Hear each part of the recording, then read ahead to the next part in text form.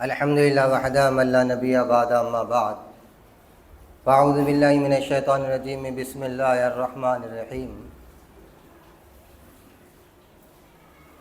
وما امروا الا ليعبدوا اللہ مخلصین لہ الدین صدق اللہ مولانا العلی العظیم اللہم صلی علی سیدنا و شفیعنا و ہادینا و نبینا و مرشدنا وسندنا و مولانا محمدا عبدہ و رسولہ صلی اللہ تعالی علی خیر خلقہ محمد و علی آلہ و اصحابہ و ازواجہ و ذریاتہ و اہل بیتہ و لامتہ الی یوم الدین وبارک وسلم تسلیما کثیرا کثیرا۔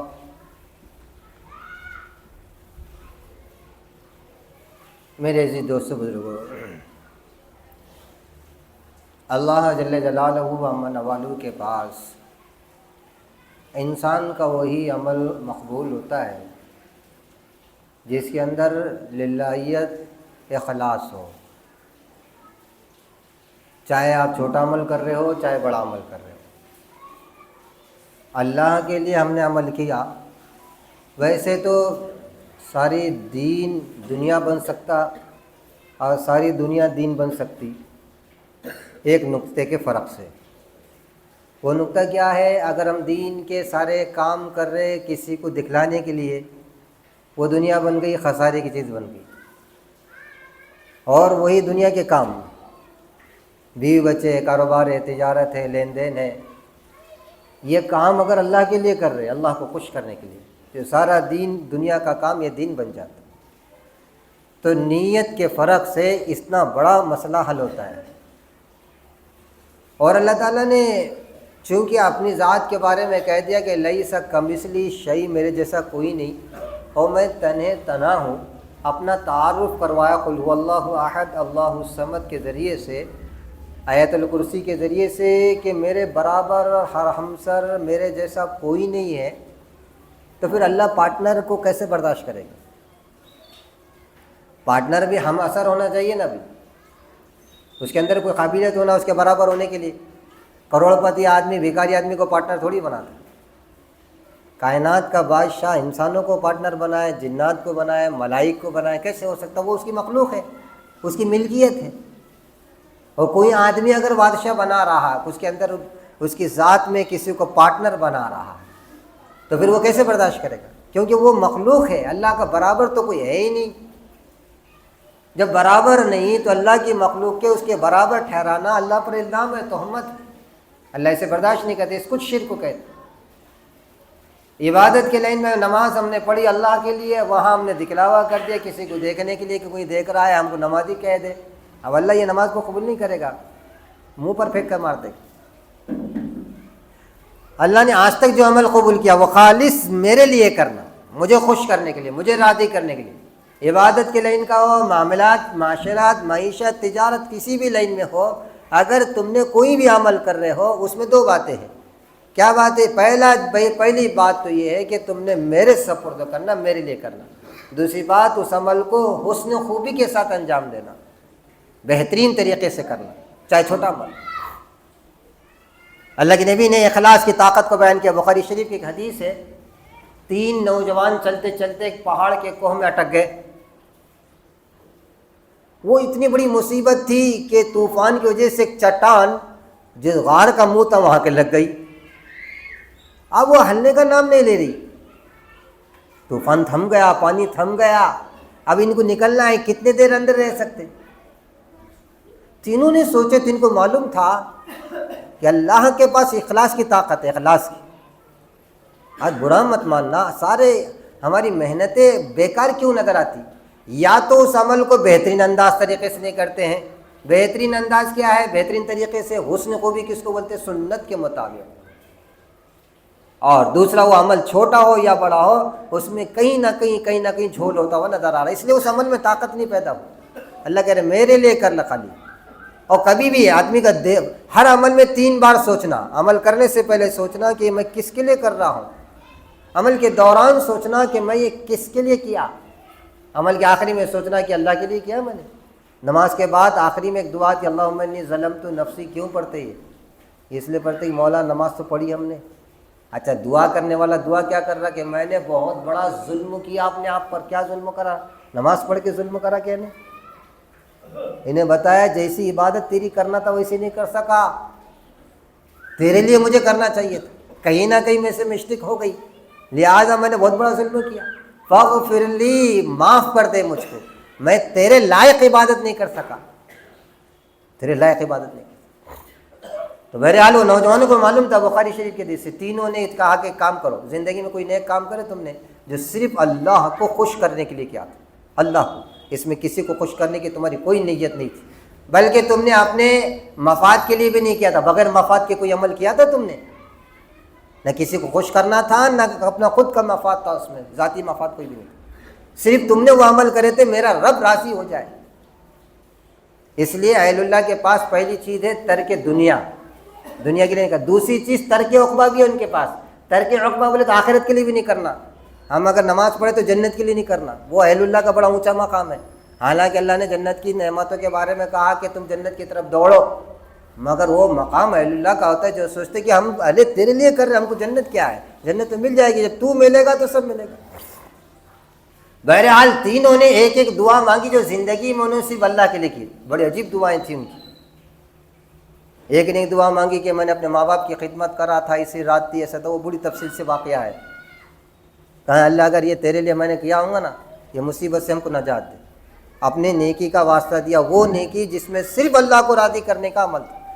ایسے زندگی میں سوچ سوچ کے نیکیاں کرنا، نہ خود کو خوش کرنے کے لیے کرنا نہ دوسروں کو خوش کرنے کے لیے کرنا، کس کو خوش کرنے کے لیے کرنا؟ اللہ کو۔ یہ اتنا پاورفل عمل ہے، یہ اتنا پاورفل عمل ہے، ہم اس کا تصور نہیں کر سکتے۔ عمل دو رکعت عمل پاورفل بن سکتا، مگر اس میں اللہ کو راضی کرنے کے لیے اللہ کے لیے کرنا، باقی کتنا بڑا عمل کر لو کوئی عمل کا طاقت پیدا نہیں ہوتی۔ بہرحال نے کہا کہ میں نے ایسا کرا تھا، اللہ تو تھا تیرے لیے کر رہا تھا، مجھے کسی کو خوش کرنے کا نہیں۔ اللہ نے سن لیا، فوراً ایک زبردست ہوا آئی اور چٹان کا منہ تھوڑا سا کھل گیا، چٹان ہٹ گئی۔ دوسرے نے کہا کہ ایک رات میں ایسی زنا کا کرنی نیت سے آگے بڑھا تو میں، اور ایسا ہوا۔ بہرحال وہ تفصیلی بات اس نے اللہ کے سامنے رکھی، یہ تیرے لیے اگر میں نے کیا تھا۔ اس لڑکے نے کہا تھا اللہ سے ڈر، میں نے اس کی مجبوری کا فائدہ اٹھایا تھا، 60 درہم بھی دے دیا تھا، کچھ پیسے تھے 60 درہم میں کچھ تھے بھی، مگر اس نے مجھے تیرا واسطہ دیا تھا، میں اس کو چھوڑ دیا اسی وقت۔ اللہ اگر تیرے لیے کہتے مصیبت سے نہ جاتے، فوراً چٹان کا منہ، اور چٹان ہٹ گئی وہاں سے، گھر کا منہ کھل گیا۔ تیسرے نے بھی یہ دعا کی کہ اللہ میں نے ایک آدمی کے ساتھ معاملات کیا تھا، میں نے مزدوری پہ رکھا تھا، وہ مزدوری چھوڑ کے چلے گیا تھا، میں نے وہ چھوڑ کے گیا تھا ضرور، مگر اس سے میں نے بکری خریدی، بکری سے بکریاں کا ریواڑ ہوتے ہوتے بہت بڑا ہو گیا، بعد میں وہ مزدوری مانگنے کو آیا تھا تو میں نے وہ ساری کی ساری مزدوری دے دیا، یہ تیری مزدوری ہے۔ وہ کہنے کا مزہ کیوں کر رہا بھائی، میں نے تو تھوڑی سے پیسے کمایا تھا، وہ دے دے۔ کہنے کہ یہ پیسوں سے میں نے اتنا بڑا کاروبار کیا، یہ تیرے پیسوں کا ہے، لے لے، یہ تیرے لیے کیا تھا، اگر اللہ میں نے تو اس کو مجھے مصیبت سے نجات دے دیا۔ اللہ پوری چٹان ہٹ گئی وہاں سے، گھاٹ سے نکلے۔ سرکار دو عالم صلی اللہ علیہ وسلم نے یہی تربیت صحابہ کو دی تھی۔ حضرت علی رضی اللہ تعالیٰ نے ایک جنگ کے اندر ہے ایک مشرکین سے مقابلہ، حضرت علی حیدر کرار تھے، جب مشرکین دونوں میں مقابلہ ہوا، حضرت علی نے اٹھایا اور پٹک دیا اس کو، اور پٹک کے اس کے سینے پہ سوار ہو گیا، میان میں سے تلوار نکالی، مارنا تھا کہ اس نے حضرت علی کے منہ پر تھوک دیا۔ سیدنا علی مرتضیٰ کے جب چہرے پہ تھوکا انہیں، حضرت علی ہٹ گئے وہاں سے۔ بڑا تعجب ہوا مشرک کو کہ ایک تو انہوں مجھ پر غالب آ گئے تھے، دوسرا میں نے ان کو اتنا غصہ دلایا کہ ان کے چہرے پہ تھوک دیا، نہیں تو میرے بوٹی کر دینا چاہیے تھا۔ اس تعجب میں پوچھنے لگا حضرت علی سے، کیا بات ہے تم میرے پاس ہٹ گئے؟ کہنے لگے جا میں تجھے معاف کر دوں۔ کہنے لگے کیا بات ہو گئی؟ پہلے تم مجھے مارنے کو آئے تھے، پھر میں نے تم کو تھوکا، یہ تو تقاضا کرتا ہے اس بات کا کہ تم میرے ٹکڑے کر دیتے، مگر تم نے مجھے چھوڑ دیا۔ کہنے لگے پہلے اللہ کے لیے مار رہا تھا، بعد میں جب تو نے تھوکا مجھے غصہ آ گیا، اب میں جب مارتا تھا تو اس میں میرا غصہ شامل ہو جاتا تھا، اللہ کے لیے بات نہیں رہتی تھی، اور میں تجھے اللہ کے لیے مارنا چاہتا تھا، میں تجھے اللہ کے لیے مارتا۔ اسی وقت ایمان لایا کہ لوگ کیسے ہوتے ہیں، فوری طور پہ پھر اسی نسلوں میں پتہ نہیں کتنے لوگ پیدا ہوئے، سب کا سب حضرت علی کو ملتا ہے۔ اسی طریقے سے میرے دوستوں بزرگوں بے شمار اہل اللہ کی زندگی اٹھا کر دیکھو. ایک بزرگ گزرے ہیں ابھی نور الحسن نوری رحمۃ اللہ علیہ کہتے ہیں. او معتصد باللہ کا زمانہ تھا عباسی خلیفہ کا, اور وہ بہت ظالم بادشاہ تھا. ہمیشہ لوہے کی ٹوپی, لوہے کی زرہ, لوہے کی ہتھوڑا رکھتا تھا, ہمیشہ ہر کوئی کانپتا تھا ان سے. تو ابو الحسن نوری رحمۃ اللہ علیہ سمندر کے کنارے جا رہے تھے, کسی نے کشتی لے کر آئی, اس میں پورے جو ہے شراب کے بوٹل بھرا لیتے. اس نے کہا کہ کس کے لیے آئی یہ تم نے؟ کہنے کے بادشاہ کے لیے آئی. غصہ آیا, اٹھایا ایک ڈنڈا اور اس سے سارے بوٹل توڑ دی. توڑتے ایک بوٹل رہ گئی, چھوڑ گیا ہاتھ. بڑے پریشان ہو گئے سپاہی بھی کہ تم نے ایسا کیوں کیا. سپاہی نے پکڑ کے لے کے گئے معتصد کے پاس. معتصد کے بعد جانے کے بعد کانپنے ڈرنے کی بات اس نے, جب اللہ کے لے گئے تو ڈرنا کیا. قطب الدین منور رحمۃ اللہ علیہ ایک بزرگ حال میں گزرے ہیں, ان کا ایک بیٹا تھا رکن الدین. جب معلوم ہوا کہ سلطان محمد تغلق نے قطب الدین منور کو طلب کیا تو رکن الدین کے پیر کانپنے لگے, ہاتھ کانپنے لگے, میرے والد کے ساتھ کیا کرتے پتہ نہیں. جب انہیں باطنی نور سے دیکھا کہ میرا بیٹا ہیبت زیادہ ہوگا, سلطنت کو دیکھ کے, بادشاہت کو دیکھ کر فوراً ایک جملہ کہا, الہیبۃ للہ, العصمۃ للہ, القدرۃ للہ. بیٹے کی طرف نگاہ جب ڈالی اور پوری طاقت کے ساتھ کہہ کہ بیٹے ان سے ہیبت میں آ رہے, سب سے ہیبت زدہ ذات اگر کوئی ہے, قدرت اور عظمت والی ذات ہے تو وہ اللہ کی ذات ہے. تمہارے سینے میں اللہ کی عظمت آنا چاہیے, نہ کہ سلطنت کی, نہ کہ سلطنت کے تمام چیزوں کی ہیبت آنا چاہیے. جب بیٹے نے اپنے باپ کی کلمات سنا تو بھرے دربار میں, سلطان تغلق ایسا بادشاہ نہیں تھا. سیرت ہماری, تاریخ ہماری اٹھا کر دیکھو, ہندوستان کی تاریخ. مگر جب باپ کی بات, قطب الدین منور کی بات بیٹے نے سنا تو پورا سر سے لے کر پیر تک لہرداری ہو گئی اور اللہ کی عظمت سینے میں بیٹھ گئی. ہاں پھر کیا بادشاہ, آنکھ میں آنکھ ڈال کر بات کی. معلوم تھا کہ یہاں یہ تلوار کے ذریعے سے یا تو زندان میں ڈال کے ہمیشہ کے لیے ہم کو ختم کر دے گا, یا تو تلوار سے ٹکڑے کر دے گا. مگر جس کے سینوں میں اللہ کی عظمت اور ہیبت آتی ہے وہ مخلوق سے نہیں گھبراتا. اسی طریقے سے حضرت ابو الحسن نوری رحمۃ اللہ علیہ کا معاملہ, یہ جنید بغدادی کے زمانے کے لوگ ہیں, یہ ذنون مصری کے زمانے کے لوگ ہیں. جنید بغدادی معمولی نہیں, یہ تمام کے تمام اکابرین یہ طاقتور کیسے ہوئے تھے؟ صرف اخلاص کی برکت سے. جو بھی کام کرتے تھے اللہ کو خوش کرنے کے لیے, جو بھی عمل کرتے. ہمارے عمل میں طاقت کیوں نہیں ہے؟ بغداد کے اندر ایک بہت بڑا مدرسہ تھا نظامیہ. سلجوقی سلطنت میں ایک بہت بڑے عالم دین گزرے, وہ وزیر بھی تھے, کسی نے کہا کہ بادشاہ بھی تھے, اور اپنے زمانے میں سالانہ اپنے جیب کے خرچے سے کروڑوں روپیہ مکاتب کے لیے خرچ کرتے تھے. اس زمانے میں سلجوقی سلطنت میں بات تھی, قاضی وہ آدمی بنے گا کہ جس نے قضات کا علم حاصل کیا, اس کے بعد بیٹا نہیں بنے گا, بیٹا سیکھنے کے بعد بنے گا. تو لوگوں میں چہمگیا ہوئی کہ کیا کرنا چاہیے, ایک مدرسہ قائم کر دیا, مدرسہ نظامیہ بغداد میں. تو علماء بخارا جو تھے وہ حیرت میں رہ گئے, پریشان ہو گئے. اب لوگ دنیا کے لیے دین سیکھنا شروع کر دیں گے کہ میرے باپ قاضی تھا, میرا باپ اتنے عہدے پر تھا, میں بھی عہدے پر چلا جاؤں. اس سے بچے وہاں سیکھنے لگ گئے. تو سلجوقی سلطنت کے جو بادشاہ گزرے ہیں اس میں بہت سارے نیک بادشاہ بھی گزرے ہیں. یہ جو نظام الملک طوسی تھے یہ بھی بہت بڑے آدمی تھے, حسن بن علی نام تھا ان کا, اور یہ وزیر سلطنت تھے. بعد میں کہاں بادشاہ تھے, مگر وزیر سلطنت تھے, اصل سلجوقی بادشاہ نہیں تھے. مگر سلجوقی بادشاہ کے اشارے پر تمام سلطنت عثمانیہ میں انہوں نے مکاتب کا جال بچھایا تھا. میں ایک بات اس میں سے آپ کو بتانا چاہ رہا ہوں کہ طاقت اخلاص سے کیسی آتی ہے اور اخلاص کی برکت سے کمالات کیسے پیدا ہوتے ہیں. آج اخلاص نہ ہونے کی وجہ سے ہماری عبادتیں طاقتور نہیں ہیں. ہم صرف اللہ کے لیے اگر کرنے والے بن جائے, ساتھ ہی ساتھ حسن عمل جیسا رسول اللہ نے کیا ویسا کرنے والے, عمل میں طاقت آئے گی. چاہے 2 رکعت نماز پڑھو. ایک مرتبہ صحابہ نعرہ تکبیر بولتے تھے اور اللہ اکبر بولتے تھے تو بڑے بڑے ایوانوں میں زلزلہ آتا تھا. کیوں آتا تھا؟ وہ تکبیر میں دم تھا, دم, طاقت تھی اس میں. وہ ایٹم بم کی طاقت نہیں تھی, وہ اللہ کی طاقت تھی. جب اللہ کا نام لیتے تھے تو اس کی پوری توجہ کے ساتھ, دھیان کے ساتھ, صرف اس کے لیے, اور اس کی ساری عظمت, اس کی قدرت کو دیکھ کر نام لیتے تھے. وہ کیسی قدرت کا بادشاہ, اللہ اکبر جب کہتے تھے زمینوں میں لرزہ آ جاتا تھا.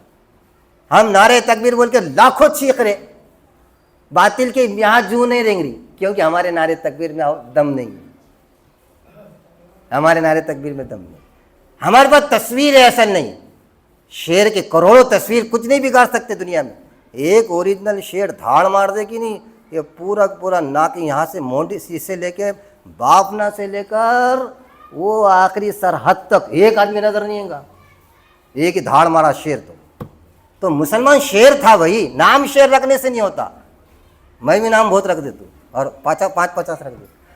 خیر حال اس کے بعد بتانا مقصود یہ ہے کہ یہ جو بعد میں جو نے مدرسہ بنایا، سب کی یہی خواہش تھی کہ میرے باپ کے بعد میں بیٹا بنوں گا اور قاضی بنوں گا، اس کے لیے پڑھنے لگے.